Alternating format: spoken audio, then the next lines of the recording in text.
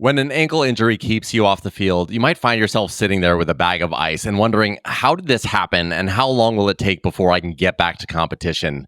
Luckily, we're joined by two experts today that can help answer all of the questions.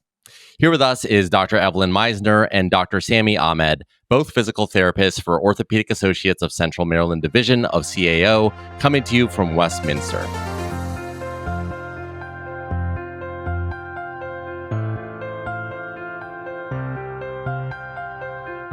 This is a Bone to Fix orthopedic podcast. My name is Prakash Chandran. So Evelyn and Sami, really appreciate you being here today. Thank you so much for your time.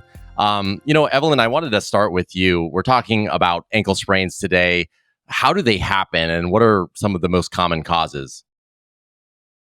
So an ankle sprain can happen to anyone. Most often here in Westminster, we see patients coming in after a sprain that occurred maybe during a practice of some sort, a sports injury, but it really can happen to anyone who trips and they roll their foot inward. Usually that's the side of the ankle that is injured is when they roll inward. And we see people of all ages, but most commonly it is maybe a teenager or somebody that got hurt in a sports activity. Yeah, that makes a lot of sense. I remember I play pickup basketball, weekend warrior. I've definitely rolled my ankle a number of different times and I just feel like, oh my gosh, I'm out of the game. I want to get back to it. And that's only gotten worse as I've gotten older. Sami, are you seeing the same things? People coming in, weekend warrior, or people just kind of slipping and falling and rolling their ankle inwards? Yeah, it happens all the time. And I feel like it depends on the time of year and who's coming in to see us.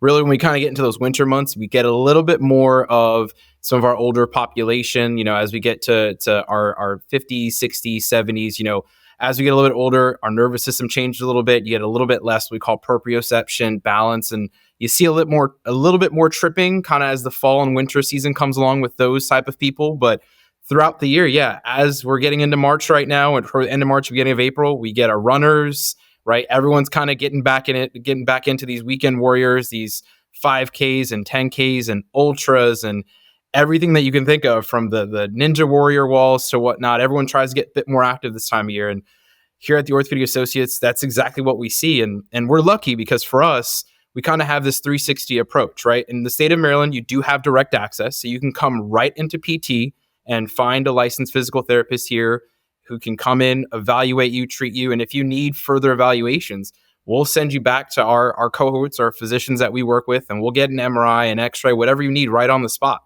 And so it's a fun world that we live in because we can see someone as early as day one who just sprained their ankle and they walk in the door and they need some help, or someone who's had it for 2 weeks, 3 weeks, 6 months, a chronic injury that keeps on coming back. Yeah, that is so awesome. And let's actually unpack that a little bit. And Sami, I want to get your take on this, and then we'll move over to Evelyn. But just as a physical therapist, because people can come in and get assistance immediately, can you talk broadly about the role that you play in assisting them with the healing process? Absolutely. So initially, we can be the primary, we can be the primary caretaker. So in some cases, we are the first point of contact for some of these people. So the evaluation and kind of diagnosis of kind of what is going on from a PT perspective, right? Where are you in terms of the acute versus chronic stage of the whole thing? And, a lot of times, based off the rules and kind of what's going on, sometimes we do need imaging. And so we have to rely on our physician cohort to help us out with that to get the right diagnosis down for the patient. But sometimes they come in, we see them immediately, and we can start the treatment and rehab process right there on the spot. And in some cases, ankle sprains are kind of graded on a spectrum, 1 to 3, being 3 being a bit more severe. Sometimes there's some ligamentous damage or tears. And so depending on where they are, sometimes we kind of have to hold back, and it's more of a rest and recovery phase while we try to get additional, support from our physician cohorts and other staff members. But, we kind of see it all. Yeah, and Evelyn, I'd love to get your take on this. So when someone comes in and they have ankle pain or a sprain, talk to us a little bit about how you think about assisting them, and also maybe a little bit about what that visit looks like, especially that initial one. Sure. So, kind of like Sami was saying, there are grades of ankle sprains. So sometimes it's so bad that a person comes in a boot. So they've been unloading that ankle by being in a boot. So that person's going to look a little bit different than someone that, maybe they're just like limping a little bit. But the first thing we do is we look and see what their strength looks like. So the ankle generally moves in 4 different directions. So we check their strength there, unweighted. And then we're also going to look and see what they're looking like when they're standing. It's also really important to see what that stability looks like. So we'll check their balance. We do a lot of work on being able to be stable on one leg. Because when you're doing something like running, it's like you're jumping and you're landing on one leg. So you have to have a very stable joint, stable ankle to be able to do that. Yeah, that makes a lot of sense. And you're talking about like the different grades of ankle sprains or injuries. I think one thing that everyone wants to know right when they come in is how long is this going to take me to heal? So, Sammy, why don't you tell us a little bit about what you say to people that are really anxious to get back out there? What I tell them is that when they come to PT, they're going to have kind of 2 sides of every physical therapist. And for me, I tell them there's Dr. Sammy, PT Sammy that you'll get, and that kind of, is kind of that rest and recovery. We got to hold you back a little bit. And in some cases, you get Coach Sammy, and that's we're gonna grind, we're gonna push, we're gonna get you through. But really, what we do in PT is obviously there are parameters in which we look at from a scientific method, right? How many weeks is it going to take? If you're on the younger end, we know that the younger you are, the quicker you tend to potentially heal, right? It could take 4, 5, 6 weeks. When you're a little bit older, I'm in my 30s right now. And so even me, like my ankle sprains that I had when I was 12, it's a little bit different now. I don't spring back as quick as I used to. But we kind of take all that into consideration. But we also look at, let's take a step back. What are your goals? Like, what are you trying to get back to? If you've got someone who is, they're a high school kid looking for college scholarships, and we've got to get them back onto the court because scouts are coming within the next few weeks. We may have to play around with the frequency and duration and what we're able to do to try to promote their healing process as fast as we can. Whereas if we've got unlimited time and you're kind of that weekend warrior and we just want to make sure you're as strong as possible, we may be able to elongate that recovery period. And so there's a lot of moving parts to answer that question. But initially, I'd say, here at the Orthopedic Associates, we understand that what you need and what you want is to get back and to be safe and to be stronger than you were before, so this doesn't happen again. And that's our ultimate goal, to achieve those 2 things. I love it. Evelyn, Sammy was talking about goals. And I think one thing that is oftentimes missed is that the healing process is a partnership, right, between the physical therapist and the patient that's coming in, and they need to do their part as well. Talk a little bit about how you think about goals and how that partnership works. Yeah, so in physical therapy, like Sammy was mentioning, you have to do the work too, because we're trying to get you back to full functioning. So part of PT is learning how to do these things on your own. So we'll give you a home exercise program. So we'll give you some exercises to work on at home, so you'll have some homework to do. So we do some of the more challenging things while we're here in the clinic, and we do some manual treatment. But then on your own, you're going to be doing some work as well to make sure you're getting back that strength and that stability so that you can go back and be even better than you were before.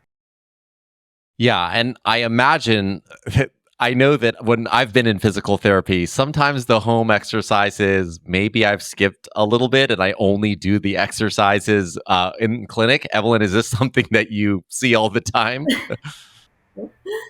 Yes, absolutely. And we can tell when you haven't done your exercises. If you're someone that we have to tell you every single little thing that you've got to do while you're in the clinic, then you're probably not doing the work at home.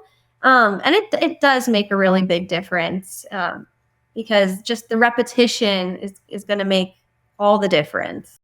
Yeah, and I'd say that sometimes it even makes a difference at what you're looking at, right, Evelyn? Like, in terms of if we need to get someone to be more flexible and they're not stretching at home, they're going to come back to us and we're just going to be fighting those things kind of over and over and over again. Or if we need that one part of their leg to get stronger so that way they can get back to doing things. I feel like we see that all the time.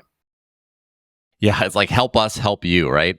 Sammy, I'm wondering a little bit about braces and straps that you can use to support maybe the muscles around the ankle as people start to heal. Can you talk a little bit about devices or things that people wear to help them during their recovery? Sure. I mean, there are all different types of braces that are out there. There are stirrup strap braces, kind of the ones that you kind of see in like Dick's Sporting Goods and stuff that you can lace up or they strap around the ankle to kind of lay it down. They're just the very gentle, light compression braces that you potentially could see at some places. I mean, there are thousands of different models out there and all kind of achieve something slightly a little bit different. We do offer a wide array of different braces and bracing options that we use with our durable medical equipment group that we're associated with. But I'll say that, the trick behind braces is it depends on what you're trying to accomplish. Mm-hmm.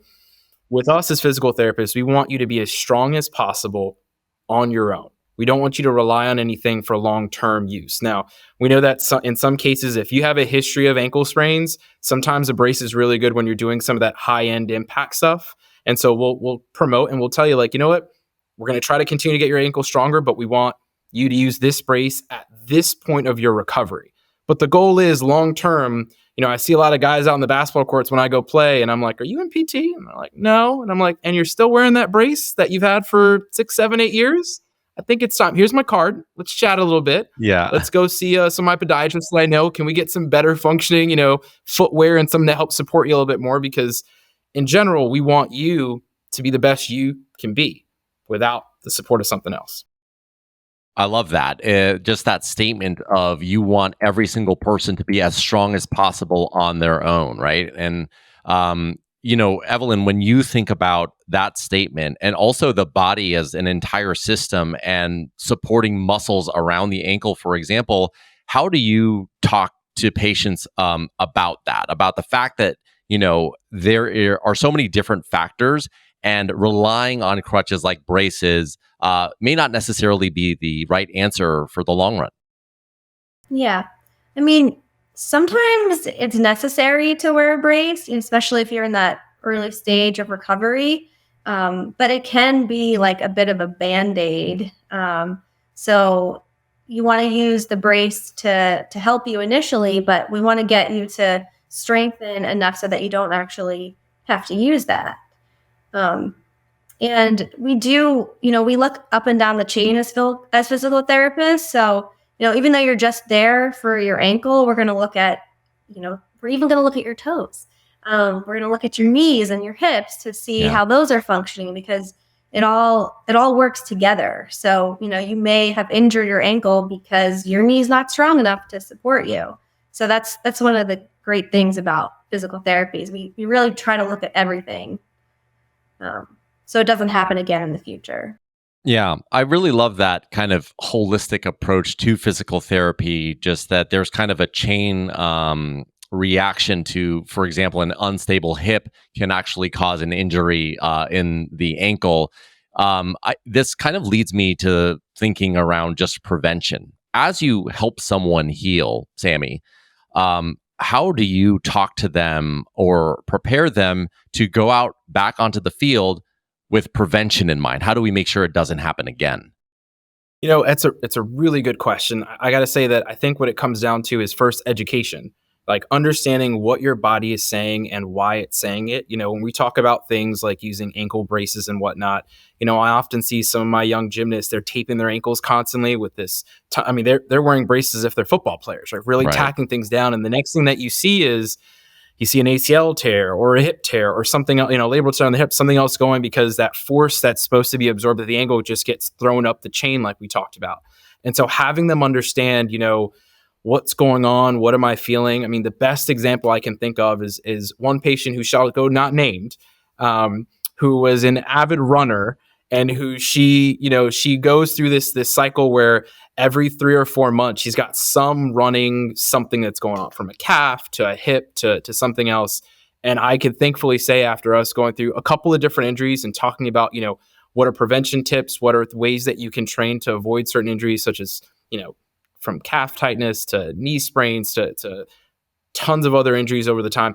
I have not seen her in months. And as sad as that sound, I would love to see all my patients all the time. you're also a little bit proud because you see the posts online later on and the shout outs for when she was able to achieve Boston and stuff like that. And I'm like, you know what? Good for you. Like that's the one thing, our biggest accomplishment in seeing the success of our patients. And so I think education and having people understand that our bodies are machines. And just like all machines, if you can listen to those weird sounds or understand what those weird things are early on, you probably could prevent the injuries that are happening later. Yeah, I absolutely love that.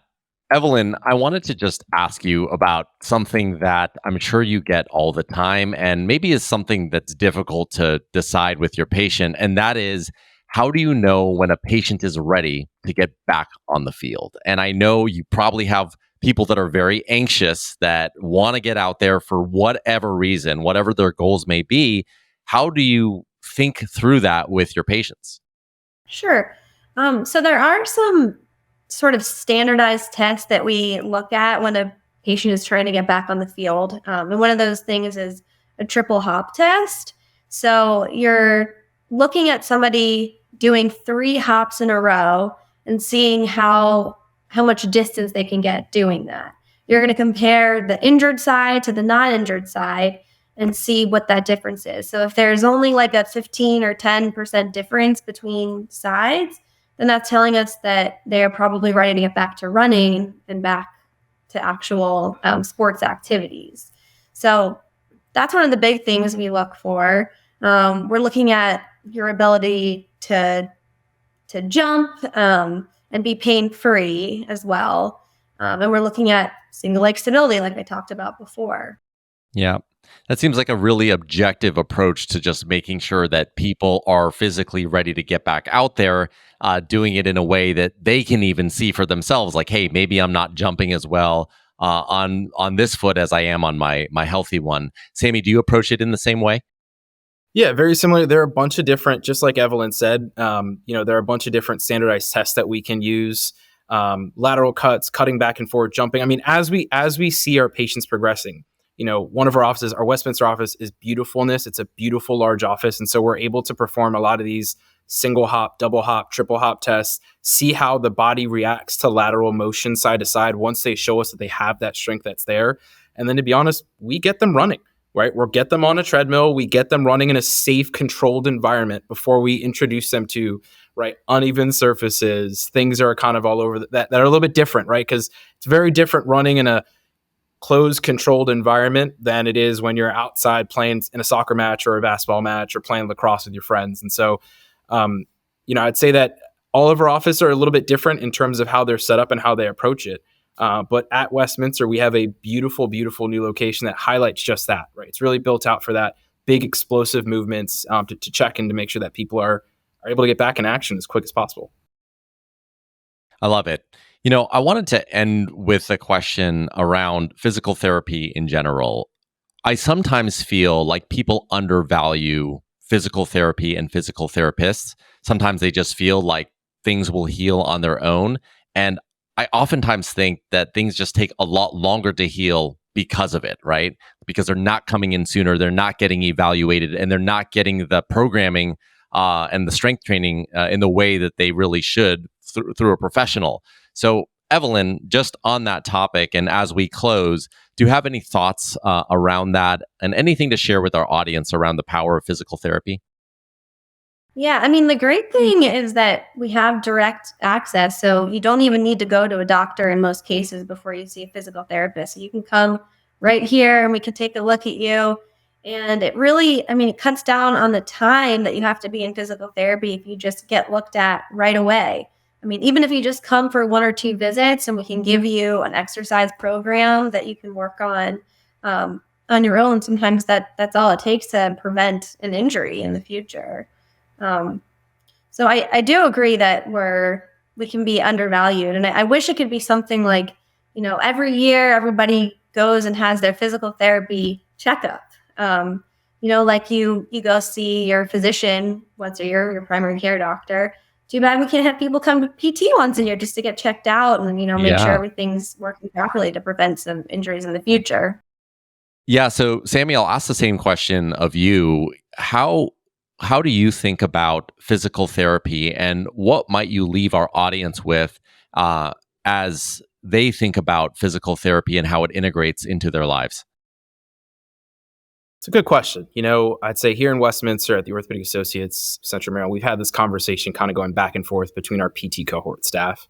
And kind of one of the things that a lot of the PTs have come to believe is that, for us, we are trying to build better bodies to shape better lives, right? So your body is something that you're born with, you're something that you can adapt, but there's tons of strengthening, stability, work that you can do to get it stronger, faster, and better.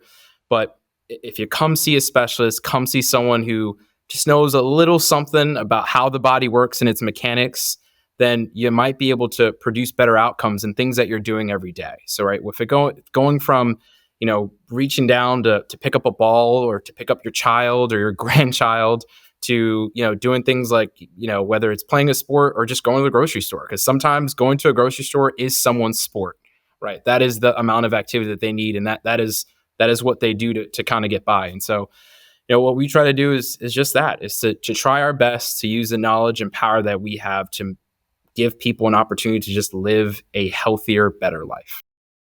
I love that. I think that is the perfect place to end. And something that I'm going to take away from this conversation is that you don't have to have an ankle injury to go see a physical therapist, and that you can actually strengthen your whole self and live a better life, pick up your kids pain-free, fix those mobility issues that you've been experiencing with just by going to see an expert like both of you. So thank you so much for both of your times. Thank you. Thank you.